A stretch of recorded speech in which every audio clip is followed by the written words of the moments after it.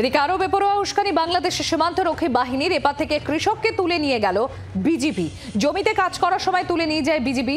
নদিয়ার চাপড়া সীমান্ত থেকে কৃষককে অপহরণ, সোনা পাচারের অভিযোগে ধৃত, এমনই দাবি বাংলাদেশ সংবাদ মাধ্যমে। আপনাদের আরো একবার জানাবো, আরো বেপরোয়া উস্কানি বাংলাদেশের সীমান্তরক্ষী বাহিনীর এপার থেকে কৃষককে তুলে নিয়ে গেল বিজিবি। জমিতে কাজ করার সময় তুলে নিয়ে যায় বিজিবি। নদিয়ার চাপড়া সীমান্ত থেকে কৃষক অপহরণ, সোনা পাচারের অভিযোগে ধৃত, দাবি বাংলাদেশ সংবাদ মাধ্যমে। অনুপ দাস রয়েছেন আমাদের সঙ্গে। অনুপ, কৃষক তার নিজের জমিতে চাষ করছিলেন, কৃষি কাজ করছিলেন, সেই সময় তাকে তুলে নিয়ে যাওয়া হয় এবং শুধু তাই নয়, বাংলাদেশ সংবাদ মাধ্যমের হাস্যকর দাবি যে সোনা পাচারে অভিযুক্ত ওই কৃষক। একদমই সম্প্রতি তোমাকে বলি যে এই ঘটনা কিন্তু যে গতকালকে প্রত্যেক দিনের মতনই এই কৃষক নদিয়ার চাপড়া হৃদয়পুর এলাকার সে কিন্তু চাষ করতে গেল।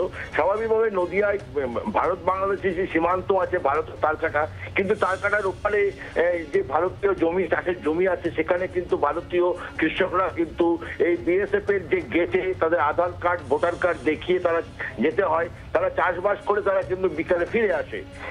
এই চাষি কিন্তু গতকালকেও তারা সকালবেলায় চাষ করতে গেছিল, চাষবাস করেছে, সন্ধ্যাবেলায় বাড়ি ফিরে আসবে, বাড়ির লোক অপেক্ষা করছে, কিন্তু সে ফেরেনি। না ফেরাতে তারা বাড়ির লোক খোঁজাখুঁজি করে। অন্যান্য চাষিরা বলে যে বাংলাদেশ গার্ড পুলিশ, অর্থাৎ যে বর্ডার গার্ড পুলিশ, তারা কিন্তু তাকে ধরে নিয়ে গেছে।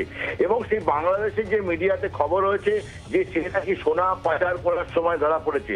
আসলে কিন্তু তার পরিবার দাবি করছে না, এই ধরনের সাথে কোনোদিন যুক্ত ছিল না।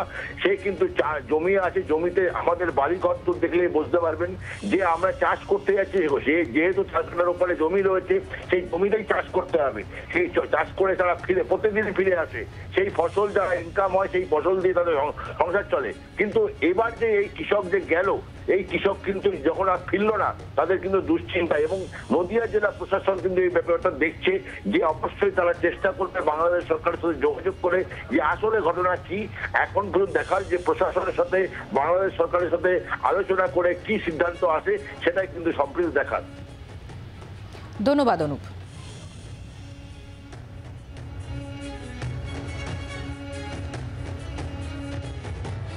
ঘটনাটা নুরহাসিন শেখ এই 21 নম্বর গেট দিয়ে যায়, বিএসএফে আচ্ছা মতন ওনাকে ইতিমতো চেক করার পর ওনার কাছে তো কিছুই ছিল না।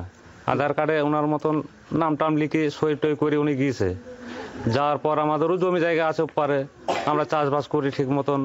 তা এই কদিন ধরে যে বাংলাদেশের লোক এসে এই ইন্নো সরকারের কিছু অংশ লোক আছে, হ্যাঁ, ওই লোকজনগুলি মানুষ ধরার জন্য কি করার জন্য ওরা আমাদের ভারতের মধ্যে কিছু অংশ লোক ঘুরে বেড়ায়। হ্যাঁ, তা এখন নুরহাসিনকে কীভাবে যে ধরে নিয়ে গেল আমরা তো এখন উদ্দেশ্য পাইনি।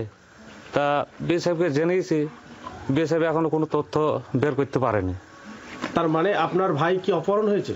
আমার ভাই নাই, ওটা আমার কাকা অপহরণ হয়েছে। হ্যাঁ, অপহরণ হয়েছে অনেক। বাংলার আওয়াজ, বাঙালির আবেগ, জি 24 ঘন্টা।